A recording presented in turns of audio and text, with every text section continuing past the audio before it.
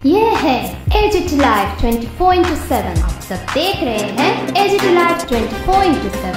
এই হচ্ছে AGT live 24/7। This is AGT Live 24/7। আমাদের পার্টির সম্মেলন হচ্ছে 4 সহস্রাধিক ব্রাঞ্চের সম্মেলন, 3 শতাধিক লোকালের সম্মেলন, 24টা মহকুমার সম্মেলন, 8টা জেলা সম্মেলন। কোথাও কেউ একটু বেসুরো কোনো কথা শুনেছে? সুশৃঙ্খলভাবে আমাদের ত্রিপুরা রাজ্যের প্রায় 40,000 পার্টি সভ্য প্রায় প্রত্যেকেই গড়ে 2-3টা সম্মেলনে অংশগ্রহণ করছেন। গঠনমূলক আলোচনা হচ্ছে এবং এই 40,000 পার্টি মেম্বার তার নেতৃত্ব তৈরি করার ক্ষেত্রে সকলেই ভোট দিচ্ছেন। হ্যাঁ, কোথাও 2-4টা জায়গাতে ভোটাভুটি হচ্ছে গণতান্ত্রিকভাবে। সংখ্যালঘিষ্ঠরা সংখ্যাগরিষ্ঠের মতামত মেনে নিচ্ছেন। এতে কারোর সাথে মন কালাকালি, কোথাও বাহুবল প্রয়োগ করার ঘটনা, আইন শৃঙ্খলা আশঙ্কা, এটা হয়নি। তো এক দেশ এক ভোট যারা কথা বলছেন, এগুলি সব মেকি, একটা ভ্যাক। আসল কথাটা হলো এক দেশ, এক নেতা, এক পার্টি, এক ভাষা, এক ধর্ম, এক সংস্কৃতি, এক প্রতীক কায়েম করতে চায় নরেন্দ্র মোদীরা। তার পেছনে উদ্দেশ্য। এখন যে শুরুতেই সিপিআইএম রামনাথ কোবিন্দকে যখন কমিটি করা হয়, আমাদেরকে ডাকা হয় আমাদের বক্তব্য পেশ করার জন্য, আমরা যাইনি। আমরা বলেছি no, we don't agree with this proposal. এটা ভারতবর্ষের বর্তমান সংবিধান তার বিরোধী এবং যুক্তরাষ্ট্রীয় কাঠামোর পরিপন্থী। এটা যদি হয়, এই দেশে আর গণতন্ত্র থাকবে না। তো এখন রামনাথ কোবিন্দ তার রিপোর্ট পেশ করেছে, সরকার মন্ত্রিসভা এই রিপোর্ট গ্রহণ করার পর বিল তৈরি করে সাবমিট করেছে। এখানেও মোদী সরকার তথা বিজেপির তাদের যে তঞ্চকতা আরও নগ্নভাবে প্রকাশিত হয়েছে। তোমার যদি সংবিধান সংশোধনী বিল পাশ করাতে হয়, তাহলে লোকসভা এবং রাজ্যসভা উভয় কক্ষেই 2/3 তোমার ভোট চাই। অর্থাৎ কমসে কম লোকসভাতে 362 জন এমপি চাই।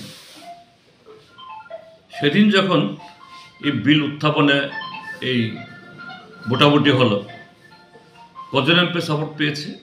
269 জন। তো আরও প্রায় 100 এমপি কোত্থেকে আসবে? রাজ্যসভাতে সেখানে ব্যালেন্স সরকার পক্ষ এবং বিরোধী পক্ষের মধ্যে আরও প্রায় সমান।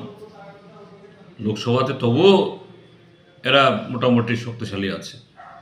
তো সেখানে কোত্থেকে তারা 2/3 পাবে? তাহলে এই বিল পাস হবে না। যদিও মোদী সরকারের বিল পাস করা না করা এর মধ্যে কোনো ফারাক নেই। যেমন এই নারী সংরক্ষণ বিল পাস হয়েছে, রাষ্ট্রপতি সাইন করেছেন। গত লোকসভা নির্বাচনের নির্ঘণ্ট ঘোষণা হবার বহু আগেই নারী সংরক্ষণ বিল পাস হয়েছে, আইন তৈরি হয়েছে, রাষ্ট্রপতি স্বাক্ষর করেছেন। কিন্তু কেন হলো না 8শ লোকসভা নির্বাচনে? বিল পাস হলো, আইন তৈরি হলো, কিন্তু কার্যকরী হলো না। আর এখন এই তঞ্চকতা আরও নগ্ন এই কারণে যে পরিষ্কার অঙ্ক বলছে যে এই লোকসভাতে, 8শ লোকসভাতে বিজেপির যে শক্তি, এই শক্তি দিয়ে এই বিলের এক কোনাও পাস হবে না। এবং এই বিলের প্রতি তেলুগুদেশম পার্টি এবং জনতা দল জেডিইউ নীতিশ কুমার এখনও গলা করে বলেননি কিছু। অর্থাৎ তাদেরও এই এতে সায় আছে কিনা সন্দেহ আছে। তো কেন পেশ করা হলো? উদ্দেশ্যটা হলো আগামী 4.5 বছর ধরে আরও বহু অপকর্ম করবে, তাদের যারা প্রভু আদানি আম্বানির সেবা করবে, ওই বিদেশে এই প্রভুদের বিরুদ্ধে এই গ্রেপ্তারি পরোয়ানা জারি হোক, ফাঁসির হুকুম হোক, এতে কুচপরোয়া নেই। এরাই হলো আরএসএস বিজেপির মূল কি বলে আরাধ্য তারা। কাজে এদের সেবা করার জন্য, জনগণের চোখে ঠুলি পরানোর জন্যই এই বিল পাস করা হলো।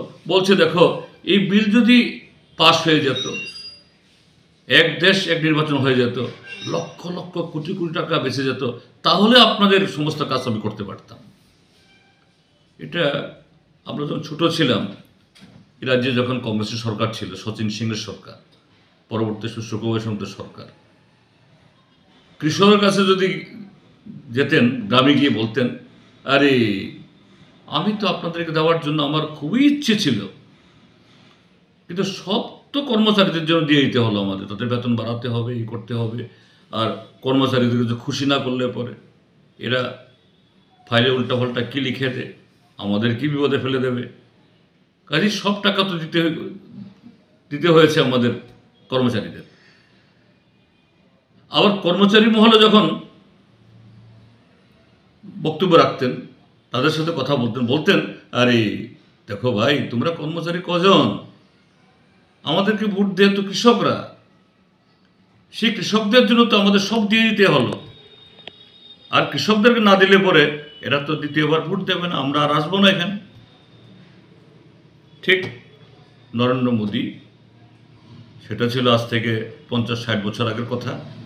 এখন 50-60 বছর আগে এই যে ট্রিকগুলো, অর্থাৎ জনগণকে প্রতারিত করার কৌশলগুলো, এগুলো নানাভাবে বদলাচ্ছে। মানুষের যেমন বুদ্ধি বাড়ছে, আর প্রতারকদেরও মানুষকে ঠকানোর জন্য তাদের এই কি বলে কুবুদ্ধি, সেভাবে তারা প্রয়োগ করছে। এটাই হলো এক দেশ এক ভোট, নরেন্দ্র মোদীর উদ্দেশ্য। আসলে এই দেশের হিতের জন্য কোনো লক্ষ্য তার সাথে যুক্ত নেই। এক দেশ এক ভোট, এই এখন তো এটা বিল উত্থাপিত হয়েছে এবং এই যৌথ সংসদীয় কমিটির কাছে পরীক্ষার জন্য প্রেরণ করা হয়েছে। নরেন্দ্র মোদী প্রধানমন্ত্রী হওয়ার পর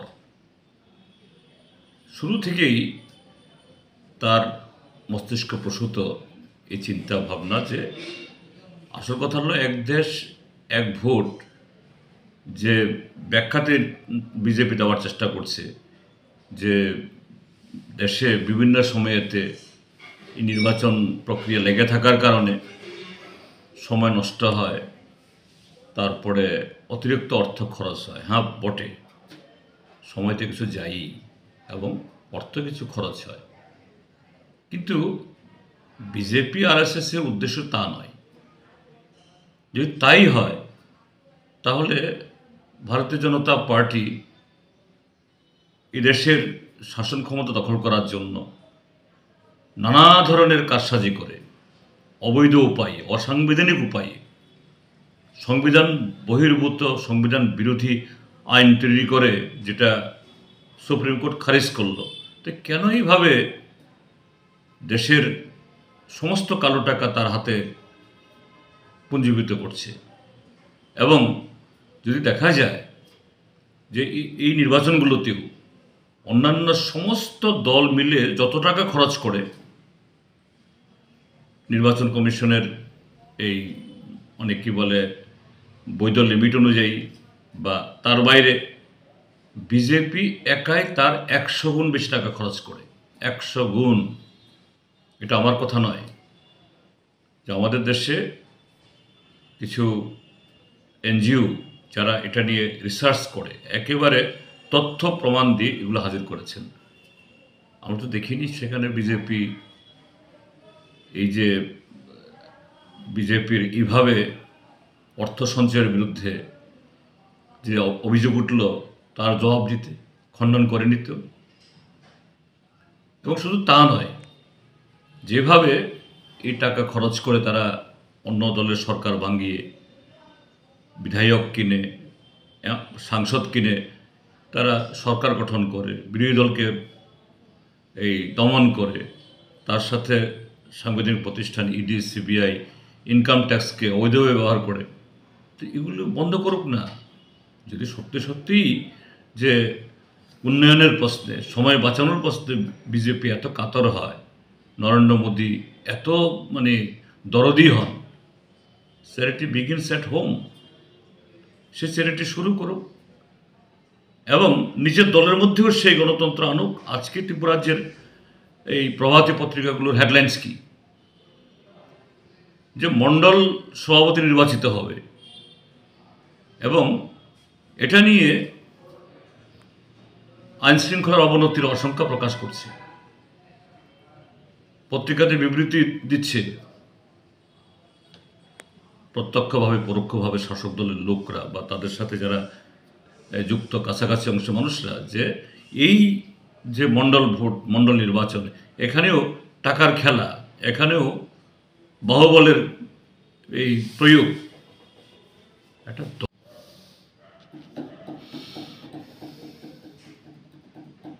সমাবেশ তো করবো আমরা রাজ্য সম্মেলনকে কেন্দ্র করে। আমাদের রাজ্য সম্মেলন তারিখ ঠিক হয়েছে 29, 30 এবং 31শে জানুয়ারি। এটা প্রত্যেক 3 বছর অন্তর অন্তর আমাদের এই সম্মেলন হয়, একদম তৃণমূল স্তর তথা শাখা কমিটি থেকে সর্বভারতীয় কমিটি বা স্তর অবধি। তো তারই যে এই অঙ্গ হিসাবে আমাদের রাজ্যেও ইতিমধ্যে 4 সহস্রাধিক শাখা কমিটি বা ব্রাঞ্চের সম্মেলন হয়ে গেছে। তার সাথে 3 শতাধিক অঞ্চল কমিটি আর 24টা এই মহকুমা কমিটি। আজকে সর্বশেষ মহকুমা কমিটির সম্মেলন হবে কুমারঘাটে। তারপর 8টা জেলার মধ্যে ইতিমধ্যে 3টা সম্পন্ন হয়েছে। আজকে 4র্থ মহকুমার সম্মেলন, এই জেলার সম্মেলন এই আমবাসাতে সকালে শুরু হয়েছে, আরও 4টা হবে। কাজে এই সবগুলো সম্পন্ন করার পর আগামী 29, 30, 31 মিলিত হব।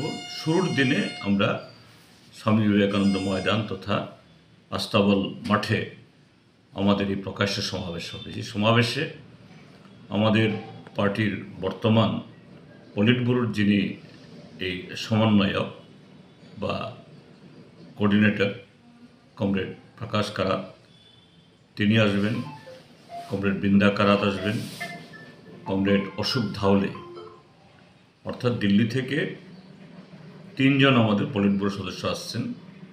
রাজ্যে কমরেড মানিক সরকার তো আছেনই, তো এদের মধ্যেই বেশ কয়েকজন এই বক্তব্য রাখবেন। ইয়েতে সারা ত্রিপুরা রাজ্য থেকে আমাদের এই সমাবেশে যোগদান করতে হবে।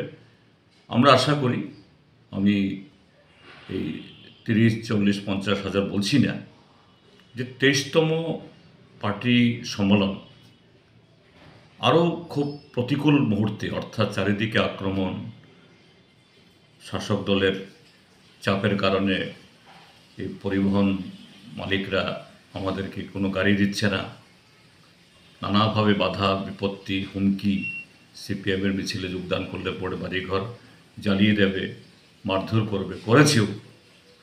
কিন্তু সব কিছুকে উপেক্ষা করে আমরা দেখেছি এই 2022 ইংরাজির সম্ভবত এটা হয়েছিল নভেম্বর কি ডিসেম্বর মাসে, বিশাল সমাবেশ হয়েছে এই আস্তাবল মাঠে। যে শাসক